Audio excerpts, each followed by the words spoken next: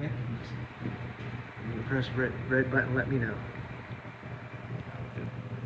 Oh, okay.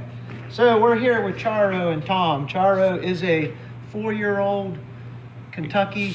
He's a nationally gated Kentucky Mountain. National gated Kentucky Mountain horse. He's had some question of whether or not he was sore on his left front foot, so we're going to demonstrate the use of the hoof tester.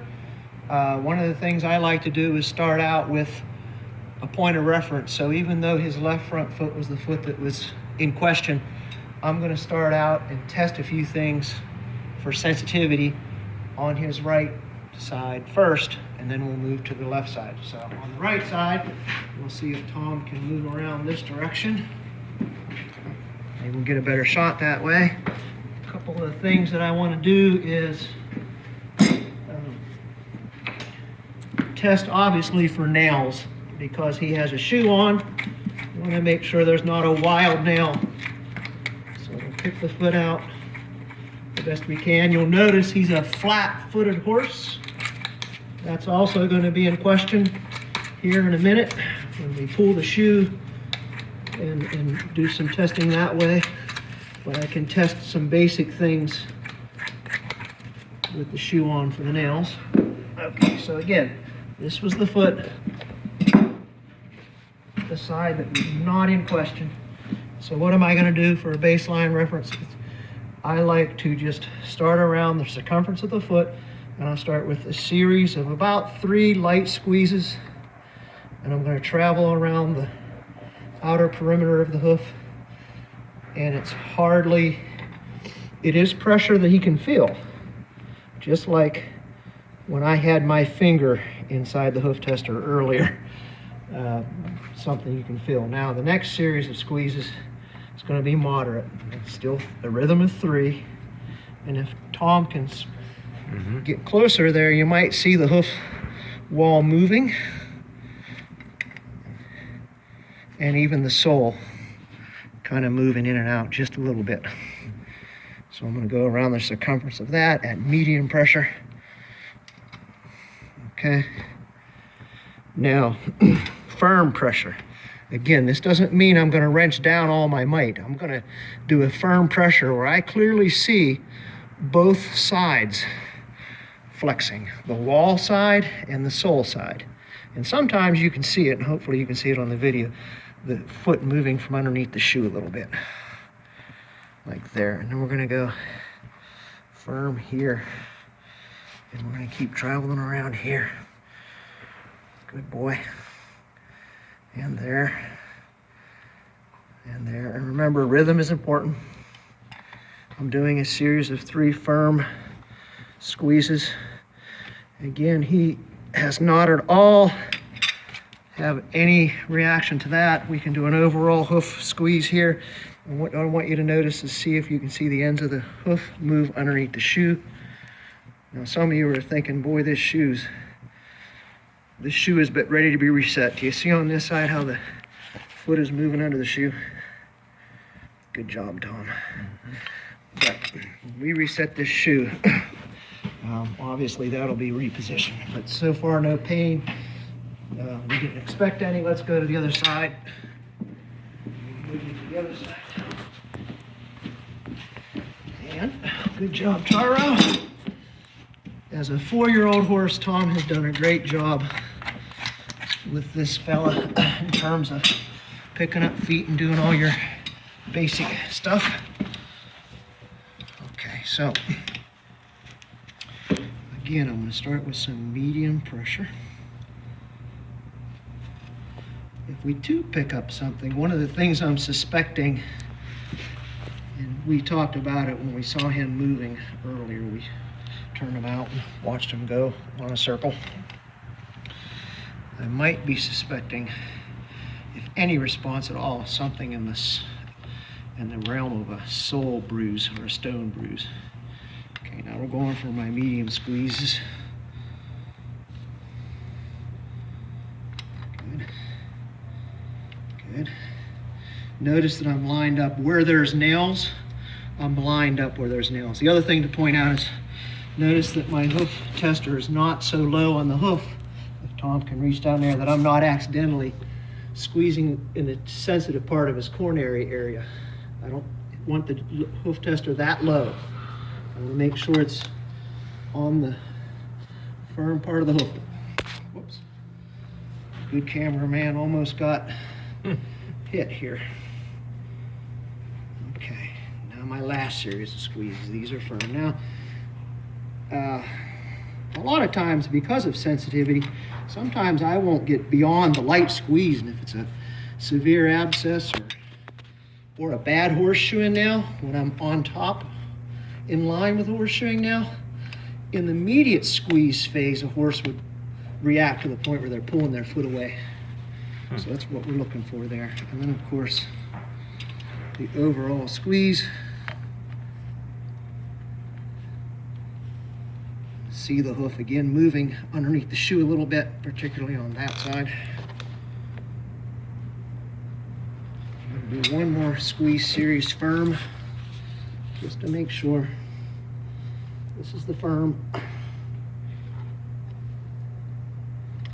And again, I am not squeezing with all my might, but I'm using some pressure behind this thing now. For instance, if I had this kind of pressure put on my finger, trying to squeeze my fingernail, I'd probably cause a blister. Okay, so guess what? I'm going to set them down. I don't see anything in that hoof that indicates anything as far as a bad nail or sole surface. The sole tested well, the nail tested well. If you bear with me for 1 minute, pull that shoe off. Okay,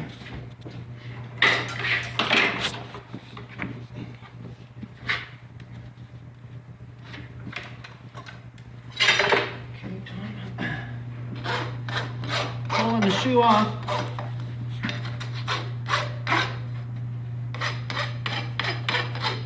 Make sure that I grind my nails so that I don't tear into the hoof. Smooth to the touch.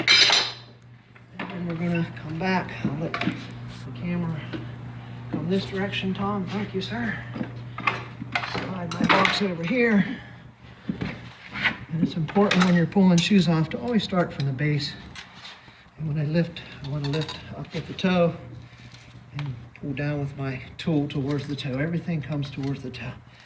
Is there ever a time where if it was a bad horseshoeing nail, you might catch it by trying to pull the nail out? Yeah, sometimes, but he's already passed that test. There's no bad nails here.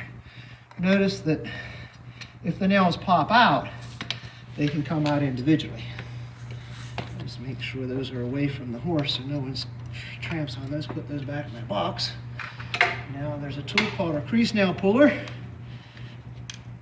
If I need to pull out a stubborn nail, but everything's the same thing. It's very important that everything is dependent upon how I leverage and brace the toe. If I just let this toe loose, then I'm not getting any real leverage. But when I lift up on that toe, that gives me a better angle on the pry of the nail. Now the trick is I broke this side loose. If I keep prying this direction, I'll tear that corner out. So I need to come over to this side, get behind the nail, make sure that my claw is behind the nail there. And I'm going to come this way towards Tom.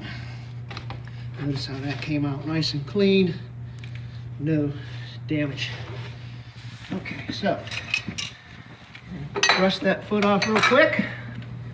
And check closer to the white line. Now, the other thing that could have caused a little sensitivity with the shoe on, and when we hoof tested with the shoe on, we weren't able to get such points as here. I'll try and chalk it. That's called the seat of corn. Here, seat of corn. These two spots are spots I couldn't reach with the shoe very well. Now with the shoe off, I can investigate that. And of course the white line, which is indicated with the black groove here, I just kind of make sure I squeeze a little bit in the peripheral edge of where the white line was or is, where the shoe once was. And we'll drop the hoof testers just to make sure the horse is paying attention. Okay. Okay, so we'll start again. A series of light squeezes.